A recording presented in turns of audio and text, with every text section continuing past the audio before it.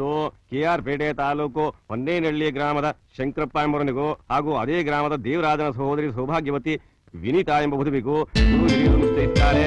ತಾಂಬೂಲ ಪತ್ರಿಕೆಗಳನ್ನು ಬದಲಾಯಿಸಿಕೊಳ್ಳತಕ್ಕದ್ದು.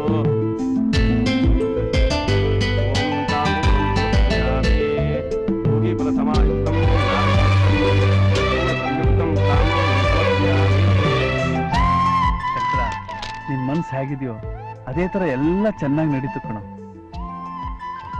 ಇದು 150 ಎಕರೆ ಜಮೀನು, ತೋಟದ ಮನೆ ಸಂಬಂಧಪಟ್ಟ ಕಾಗದಪತ್ರಗಳು ತಗೊಳ್ಳಿ.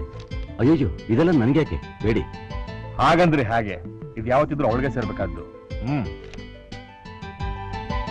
ತಗೊಳ್ಳಿ,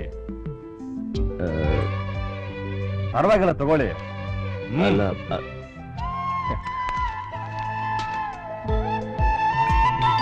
ಏನ್ರಿ ಮದ್ವೆ ಆದ್ಮೇಲೆ ನನ್ನ ಎಲ್ಲಿ ಕರ್ಕೊಂಡು ಹೋಗ್ತೀವಿ? ಎಲ್ಲಿಗೆ ಹೋಗ್ಬೇಕು ಅಂತ ನಿನ್ಗೆ ಆಸೆ? ಹಾ, ಮಂಗ್ಳೂರ್ಗೆ ಹೋಗೋಣ. ಮಂಗ್ಳೂರ್ ಏನಿದೆ?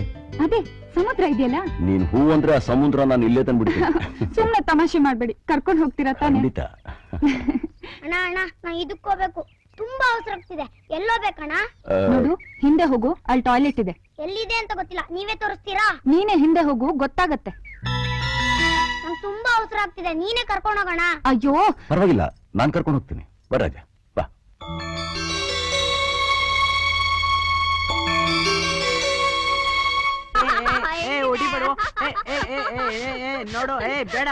ಅಯ್ಯೋ ನಿಲ್ಲಿಸ್ರೋ, ಏನ್ ಆಟ ಆಡಕ್ ಬೇರೆ ಜಾಗನೇ ಸಿಗ್ಲಿಲ್ವಾ ನಿಮ್ಗೆ?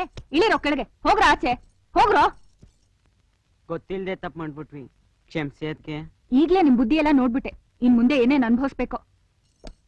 ಅಯ್ಯೋ ಅಯ್ಯೋ ಅಯ್ಯೋ, ಎಲ್ಲ ಹಾಳ್ ಮಾಡ್ಬಿಟ್ಟಿದ್ರಲ್ಲ, ಬುದ್ಧಿ ಕೆಟ್ಟಿದ್ಯಾ ನಿಮ್ಗೆ? ಏನಾಯ್ತು? ಯಾಕೆ ಕಿರ್ಚ್ಕೋತಾ ಇದೀಯಾ? ನೋಡ್ರಿ, ಪ್ರೀತಿಯಿಂದ ನಮ್ಮಣ್ಣ ಸಿಟಿನ್ ಸೆಂಟ್ ಬಾಟಲ್ ತಂದ್ಕೊಟ್ಟಿದ್ರೆ ಎಲ್ಲ ಹಾಳ್ ಮಾಡ್ಬಿಟ್ಟಿದ್ದಾರೆ ಪಿಶಾಚಿಗಳು. ನಡೀರಿ ನಡೀರಿ.